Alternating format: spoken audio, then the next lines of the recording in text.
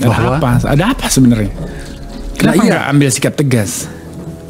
Maksudnya keluar dari koalisi? Iya, keluar dari koalisi. Menurutmu kira-kira kenapa mereka tidak keluar? Mungkin karena mereka mau meminum madu di saat mereka mau serang sarang madunya. Saya kira sebaiknya Nasdem menunjukkan sikap yang jelas, apakah masih mendukung pemerintahan ini dan melanjutkan pembangunan yang ada hingga 2029 nanti, ataukah kemudian menjadi oposisi, karena menjadi aneh pada saat Bung Zulfan Lindan mengucapkan antitesis, yang bersangkutan dipecat, sedangkan capresnya menjadi pengkritik pemerintahan saat ini, di mana Nasdem ada di dalam pemerintahan, tidak mendapat sanksi apa-apa. Kalaupun Nasdem keluar dari pemerintahan saat ini juga terhormat saya kira, karena sebagai oposisi juga baik, tetapi sikapnya harus jelas, jangan berdua muka. Tapi kenapa nggak keluarin Nasdem dari koalisi? Atau kenapa Nasdem tidak menarik diri? Saya bilang bahwa tidak sesimpel itu memang, karena Nasdem sendiri terbelenggu dengan dalam dirinya sendiri, terbelenggu lah oleh dirinya sendiri. Di satu sisi dia komit untuk backup Pak Jokowi sampai selesai dan berharap ini pemerintahan yang akan soft landing. Di sisi lain dia sudah menarik jarak yang justru kontradiktif. Melawan Jokowi di akhir jabatan, Nasdem kena colek elit PDIP bermuka dua soal Anies. Nasdem nggak punya malu, main politik dua kaki. Auto kena depa dari kabinet. Ditulis oleh tim redaksi jurnal, dikutip dari berbagai sumber. Halo, kembali berjumpa dengan suara Fani Bakri di channel Jurnal 45. Tensi politik saat ini memang sedang panas-panasnya. Terlebih posisi Nasdem yang mengaku mendukung pemerintah Jokowi, namun dengan konyolnya mengusung antitesa pemerintah mendapatkan banyak kritikan. Hingga ketidakdewasaan Nasdem dalam berpolitik pun dipermasalahkan. Akankah Nasdem didepak dari koalisi pemerintah? Kepala Badik Latda PDIP DKI, Gilbert Simanjuntak, mengkritik Partai Nasdem bermuka dua karena masih berada dalam koalisi pemerintahan Presiden Joko Widodo, tapi tetap mendukung baca pres Anies Baswedan. Gilbert menilai Nasdem lebih baik keluar dari kabinet.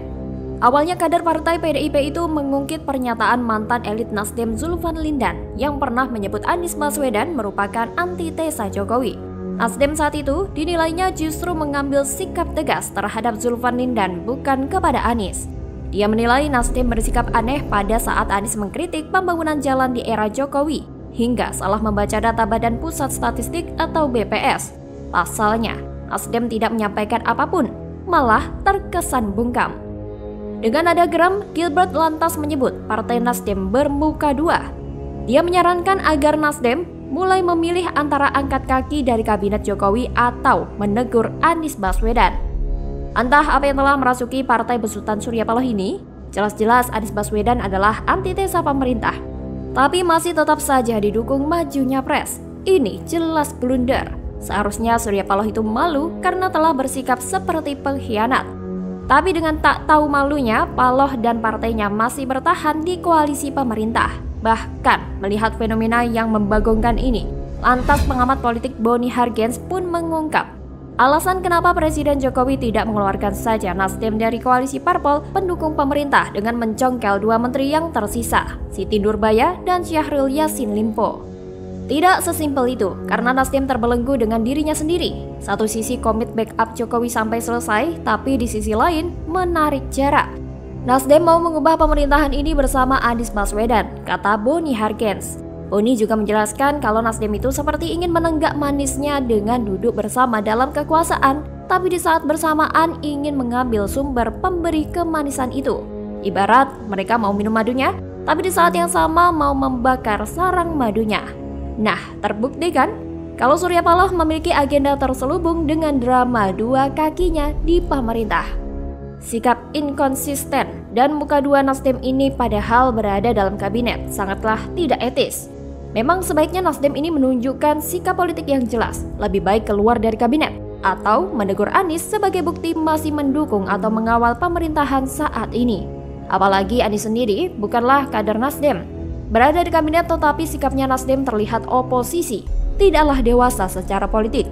Malah memberi contoh yang tidak baik seperti partai lain di era SBY. Tapi mengharapkan hal itu dari Surya Paloh dan partainya yang doyan beroposisi di ujung kekuasaan pemerintah sangatlah mustahil. Pasalnya, pengamat politik dan akademisi Rocky Gerung pun menyebut Surya Paloh ke depan akan total untuk mendukung Anies Baswedan dan melawan Jokowi.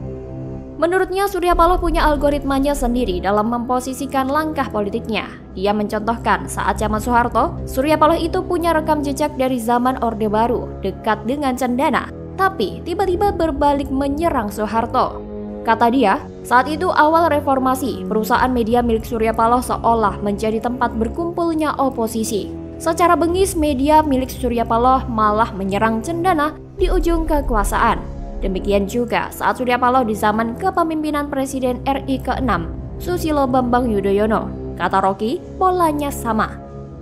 Lucu memang melihat sikap Paloh dan partainya yang jenis kelaminnya gak jelas ini. Sudah tak dewasa dalam berpolitik, bersikap oportunis dan bermain dua kaki, tapi masih bisa menyebut dirinya sebagai bagian dari pemerintah.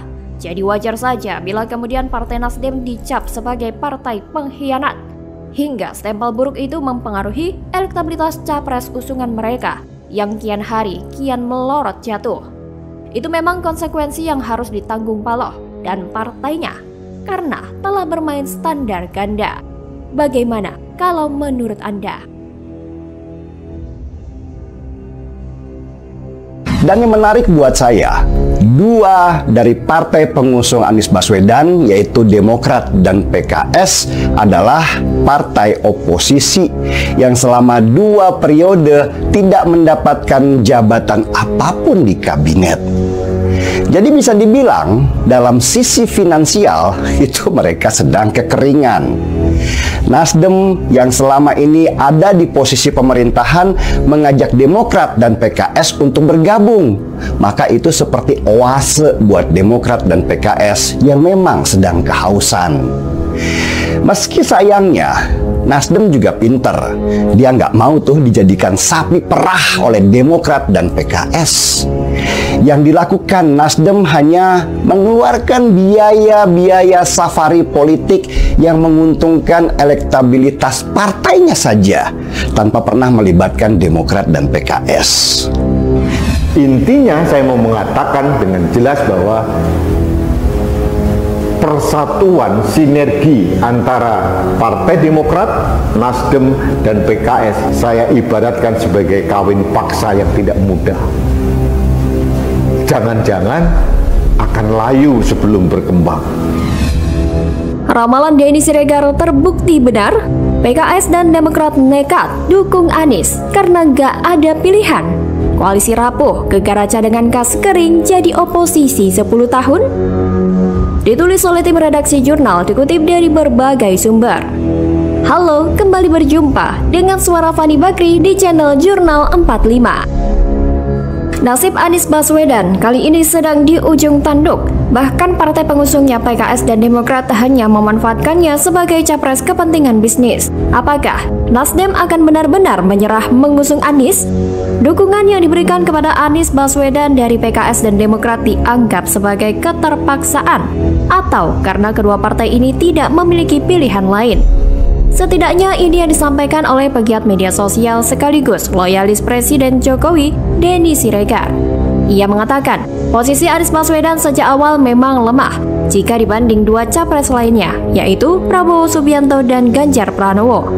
Anies secara teknis, kata Denny, terlihat tidak mampu memimpin Jakarta ketika dia jadi gubernur DKI Jakarta. Namun kelemahannya Anies itu dilihat oleh beberapa partai sebagai keuntungan. Karena dengan begitu Anies bisa disetir untuk kepentingan mereka. Ditambah dua dari partai pengusung Anies Baswedan yaitu Demokrat dan PKS adalah partai oposisi yang selama 2 periode tidak mendapatkan jabatan apapun di kabinet. Oleh karena itu, mendukung Anies menjadi salah satu jalan kedua partai agar bisa kembali ke parlemen. Alasan lain, Demokrat dan Partai Keadilan Sejahtera atau PKS dalam mendukung Anies Baswedan adalah karena tidak adanya sponsor di balik koalisi. Jadi bisa dibilang dalam sisi finansial itu mereka sedang kekeringan. Nasdem yang selama ini ada di posisi pemerintahan mengajak Demokrat dan PKS untuk bergabung. Maka itu seperti oase buat Demokrat dan PKS yang memang sedang kehausan.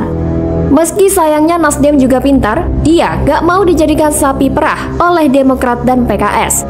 Yang dilakukan Nasdem hanya mengeluarkan biaya-biaya safari politik yang menguntungkan elektabilitas partainya saja, tanpa pernah melibatkan Demokrat dan PKS. Tapi ternyata kawan roadshow itu tidak menaikkan elektabilitas Anies Baswedan. Nama Prabowo malah semakin menguat, Anies semakin turun. Prediksi banyak orang, banyak pengamat, kalau sesudah Prabowo gabung di kabinetnya Jokowi, suara pendukung Prabowo di tahun 2019 akan lari ke Anies Baswedan. Itu juga nggak terbukti. Bahkan suara Ganjar Pranowo yang dihajar habis-habisan ketika kasus Piala Dunia U20 itu juga nggak lari ke Anies. Inilah yang membuat kebingungan mereka yang sedang ada di koalisi perubahan menjadi gamang. Narasi perubahan ternyata nggak nyala sama sekali karena 80% orang Indonesia puas banget dengan kepemimpinan Jokowi. Jadi, kenapa semua itu harus diubah? Apalagi sesudah Menkominfo Johnny G. Plate disikat karena terduga korupsi 8 triliun rupiah. Semakin habislah bensin Nasdem untuk menggerakkan roadshow-nya Anies. Semuanya bingung. Yusuf Kala, mentornya Anies Baswedan, juga ikutan bingung. Lalu dia mainkanlah narasi basi tentang isu pengusaha Tionghoa yang gak nyala-nyala juga. Akhirnya, bisa dilakukan Anies Baswedan sekarang itu hanyalah nyentil-nyentil Jokowi supaya namanya ikut terkerek naik. Dengan menyentil program infrastruktur Jokowi, meski dengan data yang salah, Anies itu berharap semua ini akan jadi polemik dan menaikkan nama dia. Anies memang hanya bisa memainkan narasi dengan gaya tidak bersalah. Dia mencoba memainkan konflik supaya bisa terus-menerus menjadi polemik. Dia melihat itu sebagai sebuah senjata yang dulu memenangkan dia ketika kampanye Pilgub dengan memainkan emosional pendukungnya, bukan rasional. Yang seperti inilah yang menyebabkan elektabilitas Anies semakin anjlok dan tidak memiliki daya jual. Nasdem sendiri pun pelan-pelan mulai angkat bendera putih melihat situasi ini. Logika saja ya, siapa sih partai yang mau mendukung orang dengan potensi kalah? Semua partai ingin menang karena di sanalah mereka bisa bertahan. Apalagi Nasdem yang nggak punya DNA sebagai oposisi, mereka nggak akan tahan ada di luar kekuasaan dalam waktu yang lama. Bisa kering hidup mereka. Bagaimana kalau menurut Anda?